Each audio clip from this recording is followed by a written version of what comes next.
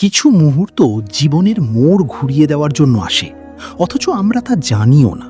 ঝকঝকে দুপুরের তপ্ত রোদে যখন একটা সাধারণ প্যাসেঞ্জার ট্রেন স্টেশনের প্ল্যাটফর্ম ছাড়ছিল, তখন কেউ ভাবেনি সেই ছুটন্ত ট্রেনের পাদানিতে বাড়ানো একটা হাত কেবল দুটো মানুষকে টেনে তুলবে না, বরং দুটো ভিন্ন জীবনকে এক সুতোয় গেঁথে দেবে।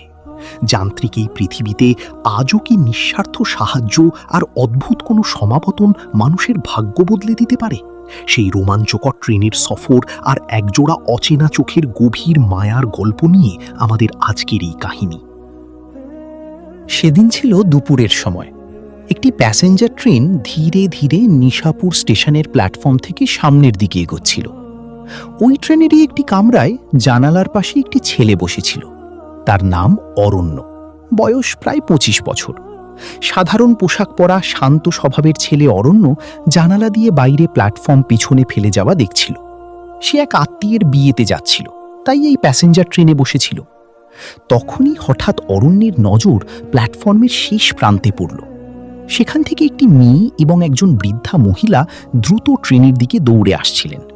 দুজনের হাতেই মালপত্র ছিল। মেয়ের কাঁধে একটি ব্যাগ ছিল এবং বৃদ্ধা মহিলার মাথায় একটি ছোট পোঁটলা রাখা ছিল। দুজনেই দ্রুত কদম বাড়ানোর চেষ্টা করছিলেন, কিন্তু ট্রেন এখন প্ল্যাটফর্মে ধীরে ধীরে গতি বাড়াতে শুরু করেছিল। অরণ্য সঙ্গে সঙ্গে বুঝে গেল যে এখনই যদি সাহায্য না পায় তবে এই দুজন ট্রেন ধরতে পারবে না। সে দ্রুত নিজের সিট থেকে উঠল এবং কামরার দরজায় পৌঁছে গেল। মেয়েটি এখন ট্রেনের একদম কাছে পৌঁছে গিয়েছিল। অরণ্য দরজা থেকে হাত বাড়িয়ে জোর দিয়ে বলল, তাড়াতাড়ি আসুন, হাত ধরুন। মেয়েটি তার আওয়াজ শুনল এবং এক মুহূর্ত নষ্ট না করেই প্রথমে নিজের ব্যাগটি ট্রেনের দিকে ছুড়ে দিল। অরণ্য সঙ্গে সঙ্গে ব্যাগটি ধরে ভেতরে রেখে দিল। এখন বৃদ্ধা মহিলা ট্রেনের কাছে পৌঁছে গিয়েছিলেন। অরণ্য ওনার হাত ধরল এবং ধীরে ধীরে ওনাকে উপরে টেনে নিল। কয়েক সেকেন্ডের কসরতের পর তিনি ট্রেনে চড়ে বসলেন। এখন ছিল মেয়েটির পালা। ট্রেনের গতি এখন আরও কিছুটা বেড়ে গিয়েছিল। অরণ্য তার হাত শক্ত করে ধরল এবং তাকে উপরে টেনে নিতে লাগল। মেয়েটি কোনোভাবে ট্রেনে চড়ল ঠিকই, কিন্তু ভেতরে পা রাখতেই তার পা একটি বস্তায় আটকে গেল। হঠাৎ তার ভারসাম্য বিগড়ে গেল। অরণ্যও নিজেকে সামলাতে পারল না। পরের মুহূর্তেই দুজনে নিচে পড়ে গেল, ধপাস। নিচে ব্যাগ আর বস্তা ছিল, তাই খুব বেশি চোট লাগেনি। এক মুহূর্তের জন্য দুজনে একে অপরের দিকে তাকিয়ে রইল। তারপর দুজনেই হেসে ফেলল। বৃদ্ধা মহিলাও হাসতে লাগলেন। মেয়েটি দ্রুত উঠল এবং অরণ্যকে তুলতে তুলতে বলল, সরি, আমার জন্য আপনি পড়ে গেলেন। অরণ্য হাসল। কোনো ব্যাপার না, অন্তত ট্রেন তো ধরতে পেরেছেন। বৃদ্ধা মহিলা দীর্ঘশ্বাস ফেলে বললেন, বাবা, তুমি যদি না থাকতে তবে আমরা দুজন আজ নিশ্চিত থেকে যেতাম। অরণ্য সহজভাবে বলল, আরে কাকিমা, এতে ধন্যবাদের কি আছে। তিনজনে দরজার কাছের সিটে বসে পড়ল। কিছুক্ষণ পর্যন্ত শুধু হাঁপাতে থাকল। তারপর মেয়েটি হালকা হাসির সঙ্গে বলল, এমনিতে আমার নাম কাব্য। অরণ্য জবাব দিল, আমি অরণ্য। বৃদ্ধা মহিলা বললেন, আর আমি ওর মা রাবেয়া বেগম। ধীরে ধীরে পরিবেশ স্বাভাবিক হয়ে গেল। ট্রেন এখন নিজের গতিতে এগোচ্ছিল। জানালার বাইরে ক্ষেত, গাছপালা এবং ছোট গ্রাম দ্রুত পেছনে পড়ে যাচ্ছিল। কিছুক্ষণ পর্যন্ত তিনজনে এই নিয়েই আলোচনা করছিল যে স্টেশনে পৌঁছাতে তাদের দেরি কেন হলো। তারপর অরণ্য জিজ্ঞাসা করল, আপনারা কোথায় যাচ্ছেন? কাব্য বলল, একটি বিয়েতে। অরণ্য হালকা হাসল, আচ্ছা, আমিও বিয়েতেই যাচ্ছি। কিছুক্ষণ পর রাবেয়া বেগম বললেন, বাবা, একটু শুয়ে পড়ব কি? খুব ক্লান্ত হয়ে গেছি। অরণ্য সঙ্গে সঙ্গে বলল, হ্যাঁ কাকিমা, আপনি আরামে শুয়ে পড়ুন। রাবেয়া বেগম সামনের সিটে শুয়ে পড়লেন। কিছু মিনিটের মধ্যেই ওনার চোখ লেগে গেল। এখন সিটে শুধু অরণ্য আর কাব্য বসেছিল। কয়েক মুহূর্ত দুজনে চুপ থাকল। তারপর অরণ্য ধীরে ধীরে জিজ্ঞাসা করল, আপনি পড়াশোনা করেন? কাব্য বলল, হ্যাঁ, গ্র্যাজুয়েশন। ধীরে ধীরে দুজনের মধ্যে কথা শুরু হলো। অরণ্য মাঝে মধ্যে তাকে দেখে হাসত আর কাব্য হালকা জবাব দিত। ট্রেনের হাওয়া জানালা দিয়ে ভেতরে আসছিল এবং কাব্যের চুল বারবার তার মুখে এসে পড়ছিল। কিছুক্ষণ পর হঠাৎ কাব্যের কিছু মনে পড়ল। তার চেহারা হঠাৎ বদলে গেল। সে একটু ঘাবড়ে গিয়ে বলল, একটা কথা বলবো, কিন্তু হাসবেন না। অরণ্য অবাক হয়ে জিজ্ঞাসা করল, কি হয়েছে? কাব্য ধীরে ধীরে বলল, আমরা দুজনে টিকিট কাটতে ভুলে গেছি। অরণ্য কয়েক সেকেন্ড তার দিকে তাকিয়ে থাকল, তারপর হালকা করে হাসল।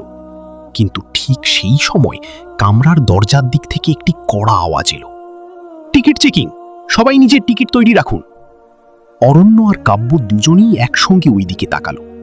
কামরার দরজা দিয়ে টিকিট চেকার ভেতরে ঢুকে পড়েছিল এবং সে ধীরে ধীরে তাদের দিকেই আসছিল। তার কালো কোটের পকেটে কলম লাগানো ছিল এবং হাতে টিকিট চেক করার ছোট একটি মেশিন ছিল।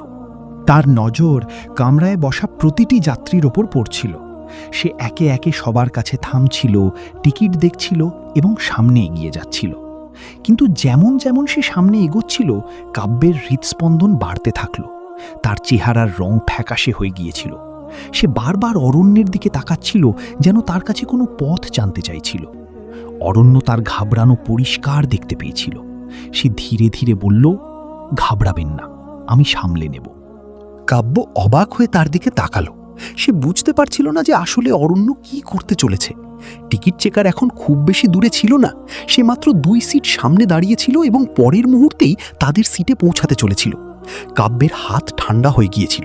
সে ধীরে ধীরে নিজের মায়ের দিকে তাকালো। রাবেয়া বেগম তখনও গভীর ঘুমেছিলেন। ওনার এই ব্যাপারে কোনো ধারণাই ছিল না যে পরের কয়েক সেকেন্ডে কি হতে চলেছে। তখনই টিকিট চেকার তাদের সিটের সামনে এসে থামল। সে কড়া গলায় বলল, টিকিট দেখান। অরণ্য ঘাবড়ে না গিয়ে নিজের পকেট থেকে টিকিট বের করল এবং তার দিকে বাড়িয়ে দিল। টিকিট চেকার টিকিট দেখল, মেশিন দিয়ে স্ক্যান করল এবং মাথা নাড়ল। তারপর তার নজর কাব্যের ওপর পড়ল। আর আপনার টিকিট? সে জিজ্ঞাসা করল। কাব্যের ঠোঁট শুকিয়ে গিয়েছিল। সে কিছু বলতেই পারছিল না। তখনই অরণ্য সঙ্গে সঙ্গে বলল, স্যার, ওনার টিকিট আছে। কাব্য ছট করে অরণ্যের দিকে তাকালো। অরণ্য খুব হালকা ইশারায় তাকে শান্ত থাকতে বলল। কাব্য ধীরে ধীরে হাত বাড়িয়ে ওই টিকিটটি বের করে টিকিট চেকারকে দিয়ে দিল, যা কিছুক্ষণ আগে অরণ্য তাকে মজা করে দেখিয়েছিল। টিকিট চেকার টিকিট দেখল। কয়েক সেকেন্ড সে টিকিটের দিকে তাকিয়ে রইল। ওই মুহূর্তে কাব্যের মনে হলো যেন তার শ্বাস বন্ধ হয়ে গেছে। কিন্তু টিকিট চেকার কিছু বলল না। সে টিকিট ফেরত দিয়ে দিল এবং সামনে এগোতে লাগল। কাব্যের চেহারায় স্বস্তির একটি হালকা ভাব এলো। কিন্তু তখনই টিকিট চেকারের নজর রাবেয়া বেগমের ওপর পড়ল, যিনি সামনের সিটে শুয়েছিলেন। সে দাঁড়িয়ে গেল এবং বলল, ইনি কে? ওনার টিকিট? কাব্যের হৃদস্পন্দন আবারও মুহূর্তেই বেড়ে গেল। সে কিছু বলার আগেই অরণ্য বলে উঠল, স্যার, ইনি ওনার মা। শরীর একটু খারাপ, তাই শুয়ে আছেন। ওনার টিকিটও আছে। টিকিট চেকার এক পলক রাবেয়া বেগমের দিকে তাকালো। হয়তো তার মনে হলো সত্যিই ওনার শরীর ঠিক নেই। সে বেশি প্রশ্ন করল না এবং আবারও সামনে এগিয়ে গেল। কিন্তু সে কয়েক কদমই সামনে গিয়েছিল যে হঠাৎ ঘুরে অরণ্যকে বলল, তোমার টিকিট কোথাকার?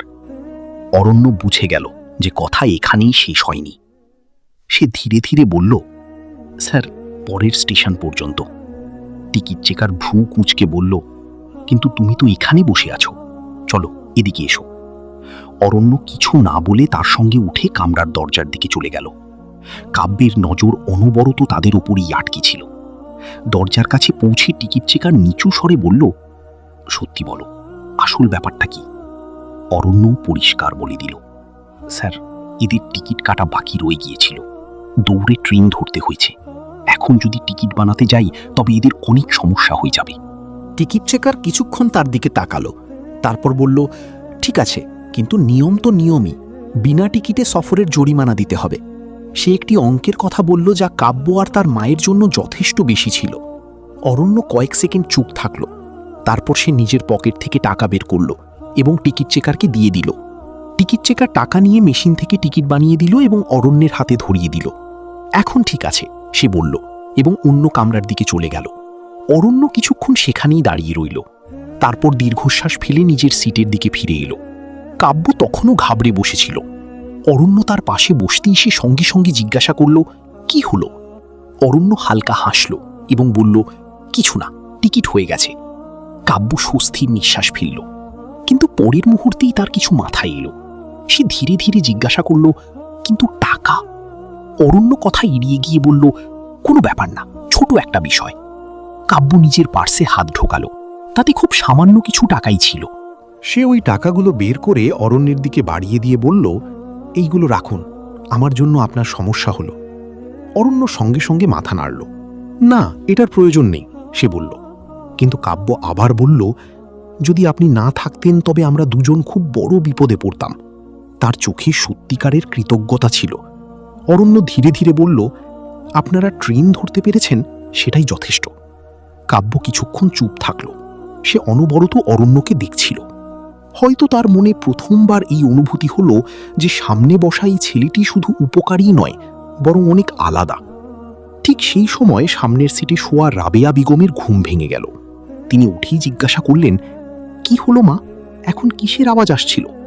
কাব্য দ্রুত বলল, কিছু না মা, টিকিট চেকিং ছিল। রাবেয়া বেগম ঘাবড়ে গেলেন। আরে, তারপর কি হলো? কাব্য হেসে অরণ্যের দিকে তাকালো এবং বলল, কিছু না, অরণ্যবাবু সব সামলে নিয়েছেন। রাবেয়া বেগম সঙ্গে সঙ্গে হাত জোড় করলেন। বাবা, তুমি তো আজ আমাদের অনেক বড় উপকার করলে। তিনি আবেগপ্রবণ হয়ে বললেন। অরণ্য ঝট করে ওনার হাত ধরল এবং বলল, আরে কাকিমা, এমন করবেন না। কিন্তু রাবেয়া বেগমের চোখে কৃতজ্ঞতা পরিষ্কার দেখা যাচ্ছিল। ট্রেন এখন দ্রুত তার পরের স্টেশনের দিকে এগোচ্ছিল। বাইরে বিকেলের রং গাঢ় হতে শুরু করেছিল, কিন্তু কামরার ভেতরে একটি অদ্ভুত নীরবতা ছড়িয়ে পড়েছিল। কাব্য চুপচাপ জানালার বাইরে দেখছিল এবং মাঝে মধ্যে তার নজর আবার অরণ্যের উপর গিয়ে পড়ছিল। সে নিজে বুঝতে পারছিল না যে মাত্র কয়েক ঘন্টারই সফরে তার হৃদয়ে এই হালকা আলোড়ন কেন শুরু হয়েছিল। যাই হোক বন্ধুরা, কিছুক্ষণ পর অরণ্যই নীরবতা ভাঙল। সে হালকা স্বরে জিজ্ঞাসা করল, আপনারা কোন বিয়েতে যাচ্ছেন? কাব্য তার দিকে তাকালো এবং বলল, আমাদের দূর সম্পর্কের আত্মীয়। মায়ের বঞ্জির বিয়ে, সেখানেই যাচ্ছি। অরণ্য মাথা নাড়ল এবং হাসতে হাসতে বলল, আচ্ছা, আমিও আমার এক আত্মীয়ের বিয়ে দিয়ে যাচ্ছি। দুজনের তখন একদমই আন্দাজ ছিল না যে তারা দুজনে একই বিয়ের কথা বলছে। কিছুক্ষণ পর রাবেয়া বেগম আবার সোজা হয়ে বসলেন। তিনি চারদিকে নজর ঘোরালেন এবং তারপর অরণ্যের দিকে তাকিয়ে বললেন, বাবা, আজ তুমি যা করেছ না, তা কোনো আপন মানুষই করতে পারে। আজকাল কি কার জন্য এত কিছু করে? অরণ্য একটু সংকোচে হাসল। সে ধীরে ধীরে বলল, কাকিমা, এতে এমন কিছু নেই। কেউ যদি বিপদে পড়ে তবে সাহায্য করাই উচিত। রাবেয়া বেগম মাথা নাড়লেন, কিন্তু তার চোখে তখনও কৃতজ্ঞতা পরিষ্কার দেখা যাচ্ছিল। ট্রেন পরের স্টেশন দিয়ে গেল, তো কিছু মানুষ নামল এবং কিছু নতুন যাত্রী উঠল। একজন সিঙ্গারাওয়ালা এবং চাওয়ালা কামরায় এলো। অরণ্য তাদের ডেকে থামালো এবং কিছু সিঙ্গারা আর 3 কাপ চা নিল। কাব্য সঙ্গে সঙ্গে বলল, আরে থাক না, আমরা নিয়ে নেব। কিন্তু অরণ্য হেসে বলল, আরে না, আজ আমার পক্ষ থেকে। রাবেয়া বেগমও না করলেন, কিন্তু অরণ্য তাদের কথা শুনল না। তিনজনে ধীরে ধীরে সিঙ্গাড়া খেতে খেতে চা খেতে লাগল। ওই ছোট কামরাটিতে যেন একটি আপনত্ব তৈরি হয়ে গিয়েছিল। চা শেষ হওয়ার পর রাবেয়া বেগম আবার সিটে হেলান দিয়ে বসলেন। এখন কথাবার্তা বেশি অরণ্য আর কাব্যের মধ্যে হচ্ছিল। তারা একে অপরের সম্পর্কে ছোট ছোট কথা বলতে লাগল। কাব্য জানালো যে সে গ্র্যাজুয়েশন করছে এবং আগে পড়াশোনা চালিয়ে যেতে চায়। অরণ্য জানালো যে সে তার বাবার সঙ্গে দোকান সামলায়। কথায় কথায় সময় কখন কেটে যাচ্ছিল তা তারা নিজেরাও বুঝতে পারছিল না। ট্রেন এখন তার শেষ বড় স্টেশনের দিকে এগোচ্ছিল। সন্ধ্যা হয়ে গিয়েছিল। জানালার বাইরে আকাশ হালকা কমলা হয়ে গিয়েছিল। তখনই ঘোষণা হলো যে পরের স্টেশনটি শহরের মূল স্টেশন এবং তারপর শেষ স্টেশন আসতে চলেছে। এটি শুনতেই কাব্যের মনে হঠাৎ একটি অদ্ভুত অস্থিরতা হতে লাগল। তার মনে হলো যেন এই সফর এখন শেষ হতে চলেছে এবং হয়তো এর সাথেই এই দেখাও। অরণ্যের মনেও এমন কিছু একটা চলছিল। সে অনেকবার ভাবল যে কাব্যের কাছে তার নম্বর চাইবে, কিন্তু প্রতিবারই কিছু না কিছু ভেবে চুপ থেকে গেল। তার মনে হলো কাব্য হয়তো ভুল বুঝতে পারে। দুজনের মনে একই কথা ছিল, কিন্তু দুজনের কেউই তা বলতে পারছিল না। কিছুক্ষণ পর ট্রেন শহরের বড় স্টেশনে পৌঁছালো। এখানে একটু ভিড় হয়ে গেল। অনেকে নেমে গেল এবং অনেকে উঠেও পড়ল। কিন্তু অরণ্য, কাব্য আর রাবেয়া বেগম নিজেদের সিটেই বসে রইলেন। ট্রেন কিছু মিনিট থামল এবং তারপর সামনে এগিয়ে গেল। এখন পরের স্টেশনটিই ছিল তাদের নামার স্টেশন। রাবেয়া বেগম মালপত্র গোছাতে শুরু করলেন।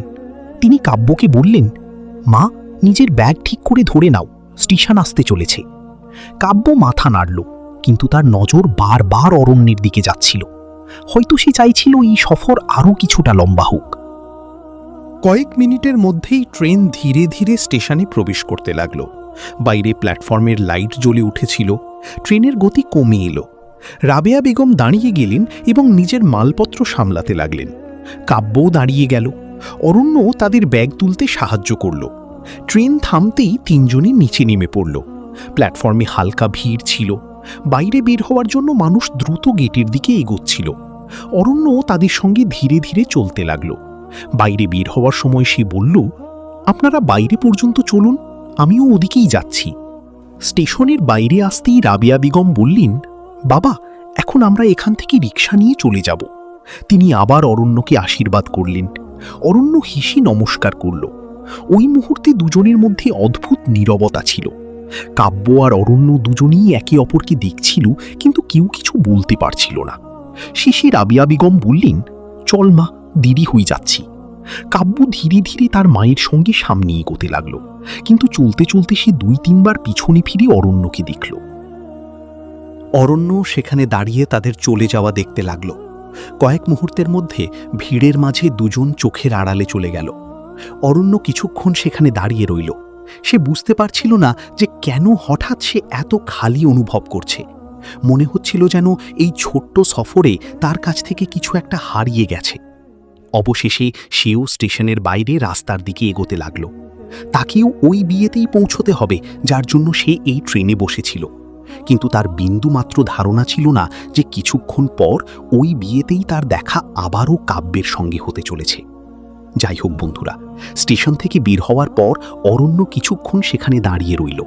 সন্ধ্যা পুরোপুরি নেমে এসেছিল এবং রাস্তার লাইটগুলো জ্বলতে শুরু করেছিল। মানুষের আনাগোনা অনবরত চলছিল। কেউ অটো ধরছিল, কেউ রিকশা, তো কেউ পায়ে হেঁটেই নিজের পথে এগোচ্ছিল। অরণ্য অবশেষে একটি অটো থামালো এবং ওই জায়গার নাম বলল যেখানে বিয়ের অনুষ্ঠান ছিল।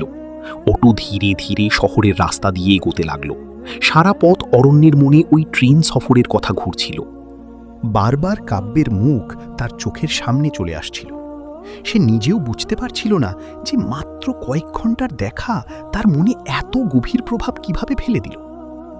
প্রায় 20 মিনিট পর অটো ওই বড় ম্যারেজ গার্ডেনের সামনে এসে থামল। বাইরে আলোয় পুরো গার্ডেন ঝলমল করছিল। গেটে ফুলের সাজসজ্জা ছিল এবং ভেতর থেকে ঢোল আর সানাইয়ের শব্দ আসছিল।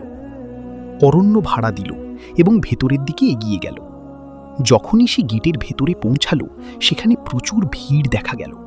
আত্মীয় স্বজনরা এদিক ওদিক ঘুরে বেড়াচ্ছিল। কিছু মানুষ স্টেজের পাশে দাঁড়িয়েছিল এবং কিছু মানুষ খাবারের কাউন্টারের আশেপাশে কথায় মগ্ন ছিল। অরণ্য ভেতরে গেল এবং নিজের আত্মীয়দের খুঁজতে লাগল। তখনই হঠাৎ তার নজর কিছুটা দূরে দাঁড়িয়ে থাকা একটি মেয়ের ওপর পড়ল। সে মুহূর্তের জন্য থমকে গেল। সামনে কাব্য দাঁড়িয়েছিল, তার সঙ্গে রাবেয়া বেগমও ছিলেন। দুজনে কারো সাথে কথা বলছিলেন। অরণ্য নিজের চোখকে বিশ্বাসই করতে পারল না। তার মনে হলো সে যেন স্বপ্ন দেখছে। ঠিক সেই সময় কাব্যের নজরও অরণ্যের উপর পড়ল। প্রথমে তো সে কয়েক মুহূর্তের জন্য থমকে গেল। তারপর তার চেহারায় বিস্ময়ের সঙ্গে একটি বড় হাসি চলে এলো। সে সঙ্গে সঙ্গে তার মায়ের সঙ্গে অরণ্যের দিকে এগিয়ে এলো। কাছে পৌঁছাতেই সে আবেগপ্রবণ হয়ে বলল, আপনি এখানে? অরণ্য হালকা হেসে বলল, আমিও এটাই জিজ্ঞাসা করতে যাচ্ছিলাম, আপনি এখানে কিভাবে? কাব্য বলল, আমরা এই বিয়েতেই এসেছি। অরণ্য হেসে জবাব দিল, তবে তো আমরা দুজনে একই বিয়েতে এসেছি। রাবেয়া বেগমও এটি শুনে অবাক হয়ে গেলেন। তিনি বললেন, আরে বাবা, এটি তো সত্যিই দারুণ ব্যাপার হয়ে গেল। আমরা সারা পথ তোমারই কথা বলছিলাম, আর এখানে আবারও দেখা হয়ে গেল। কাব্যের চোখে এক অন্যরকম উজ্জ্বলতা চলে এসেছিল। হয়তো সেও এত তাড়াতাড়ি আবারও দেখা হওয়ার আশা করেনি। ভিড় বেশি হওয়ায় তিনজনে বেশিক্ষণ সেখানে দাঁড়িয়ে থাকল না। কিছুক্ষণ পর সুযোগ পেতেই কাব্য আর অরণ্য গার্ডেনের একটি শান্ত কোণায় গিয়ে বসল। এখন দুজনের মুখেই ওই আনন্দ ছিল যা ট্রেন থেকে নামার সময় হঠাৎ হারিয়ে গিয়েছিল। অরণ্য হাসতে হাসতে বলল, সত্যি বলছি, আমার মনে হয়েছিল হয়তো আর কখনো দেখা হবে না। কাব্য ধীরে ধীরে বলল, আমার তো কেন জানি মনে হচ্ছিল যে কখনো না কখনো আবারও দেখা হবেই। দুজনে কিছুক্ষণ পর্যন্ত শুধু কথা বলছিল। ট্রেনের সফর, টিকিটের ওই ঘটনা এবং রাস্তার ছোট ছোট কথা মনে করে দুজনেই হেসে উঠছিল। ওই রাতে বিয়ের পরিবেশ ছিল, কিন্তু অরণ্য আর কাব্যের জন্য যেন সময় থমকে গিয়েছিল। পরের দিনও বিয়ের রীতি ছিল, তাই দুজনেই সেখানেই থাকতে চলেছিল। পরের দিন দুজনে একসঙ্গে বাজারে গেল, কিছুটা ঘুরল এবং অনেকক্ষণ ধরে কথা বলল। এখন তাদের মধ্যে দ্বিধা প্রায় শেষ হয়ে গিয়েছিল। দুজনে ধীরে ধীরে অনুভব করতে শুরু করেছিল যে এই দেখা শুধু একটি সংযোগ ছিল না। 3 দিন পর্যন্ত বিয়ের অনুষ্ঠান চলল এবং এই 3 দিনে দুজনের মধ্যে একটি গভীর আপনত্ব তৈরি হয়ে গেল। 3 দিন পর যখন সবাই ফিরে যেতে লাগলো, তখন অরণ্য আর কাব্য ওই প্যাসেঞ্জার ট্রেনেই ফিরল যা দিয়ে তারা এসেছিল। সফরের সময় দুজনে আগের চেয়ে অনেক বেশি খোলামেলা কথা বলছিল, কিন্তু যখন তাদের স্টেশন আসতে লাগলো তখন দুজনের বুক আবার ভারী হয়ে গেল। কাব্য তার মায়ের সঙ্গে নিজের স্টেশনে নেমে গেল এবং অরণ্য নিজের স্টেশনে নেমে গেল, কিন্তু এবার তাদের মাঝে দূরত্ব শুধু স্টেশনের ছিল, হৃদয়ের নয়। এরপর দুজনের দেখা হওয়া ধীরে ধীরে বাড়তে লাগলো। অরণ্য কখনো কাব্যের কলেজের কাছে তার সঙ্গে দেখা করতে আসতো, কখনো দুজনে কোনো ছোট রেস্টুরেন্টে বসে চা খেত আর কথা বলতো। সময়ের সঙ্গে সঙ্গে তাদের সম্পর্ক আরও মজবুত হয়ে উঠল। কিছুদিন পর অরণ্য নিজের পরিবারকে সব কিছু জানিয়ে দিল। শুরুতে একটু ইতস্তত ভাব নিশ্চয়ই হয়েছিল, কিন্তু যখন দুই পরিবার দেখা করল তখন তাদেরও মনে হলো যে দুজনে একে অপরের জন্য একদম সঠিক। অবশেষে দুই পরিবারের সম্মতিতে তাদের বিয়ে ঠিক হয়ে গেল। কয়েক মাস পর একদিন তাই হলো যার জন্য দুজনের অপেক্ষা ছিল। পুরো রীতিনীতি এবং পরিবারের উপস্থিতিতে অরণ্য আর কাব্যের বিয়ে হয়ে গেল। সেদিন দুজনের মুখেই ওই হাসি ছিল যা প্রথমবার ট্রেনে দেখার সময় এসেছিল।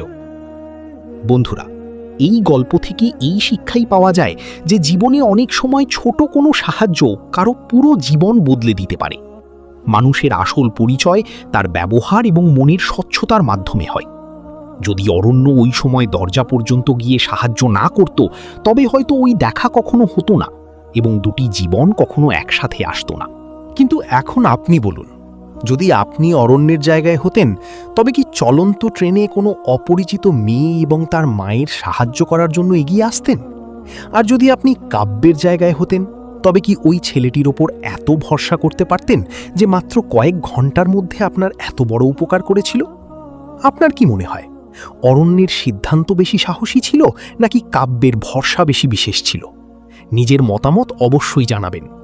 গল্পটি ভালো লাগলে লাইক করুন এবং এমনই মন ছুঁয়ে যাওয়া গল্পের জন্য আমাদের সাথে থাকুন। আবার দেখা হবে নতুন একটি গল্পের সঙ্গে।